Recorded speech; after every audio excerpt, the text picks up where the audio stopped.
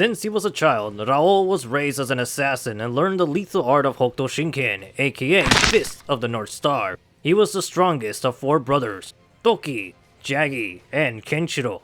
During 1990X, a nuclear war devastated the planet. Raoh grasped this opportunity to conquer the Earth's remains as the ruler of the apocalypse. He later gave himself the name Kenno, the King of Fist.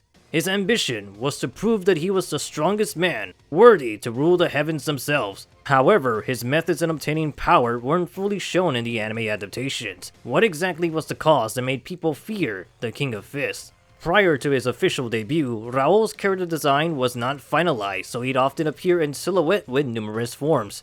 But the most notable version manifests in Chapter 60, as this costume remains as a manga exclusive. In this chapter, Toki explains to Kenshiro the fate of the slaves owned by Kenno. But where did he keep them?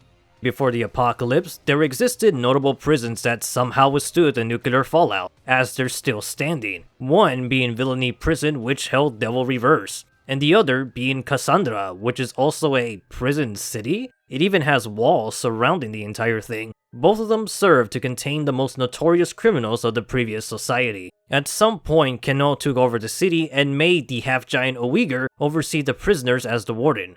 Kenno uses this prison as the storage site for multiple martial artists and their families.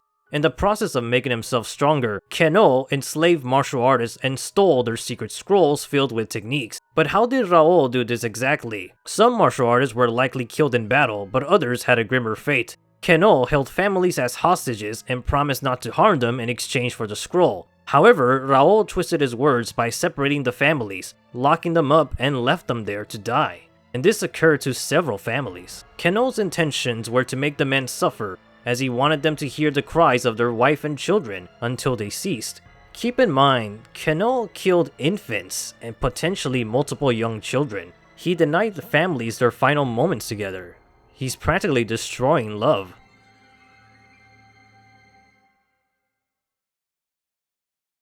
He left the body count via starvation. I don't know if his victims are in the hundreds or higher, but this is definitely a massacre that was cut out of the anime. Or was it?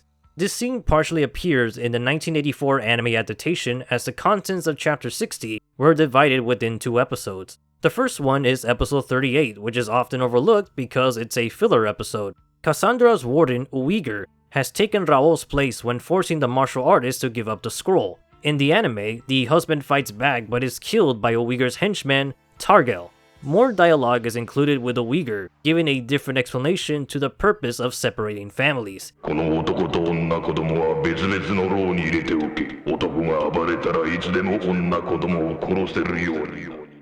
What's more, Targel adds details to why they're willing to kill babies.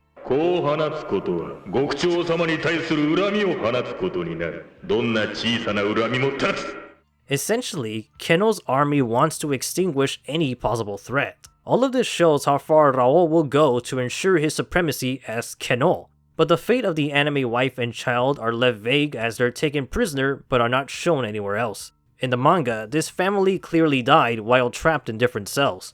Meanwhile, in episode 43, the last remaining element from Chapter 60 comes from Kenshiro and Toki, looking at the bloodstained walls left behind by Raoh's many victims.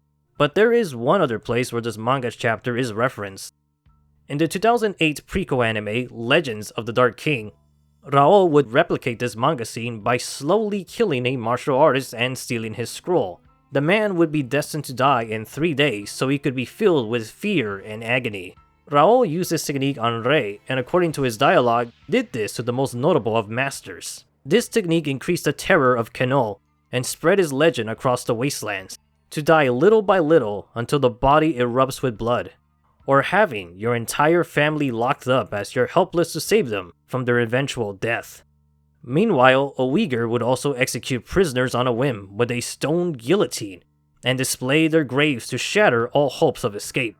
This is how Raoh's tyranny led to a death toll, and solidified his conquest as the supreme ruler of the century's end.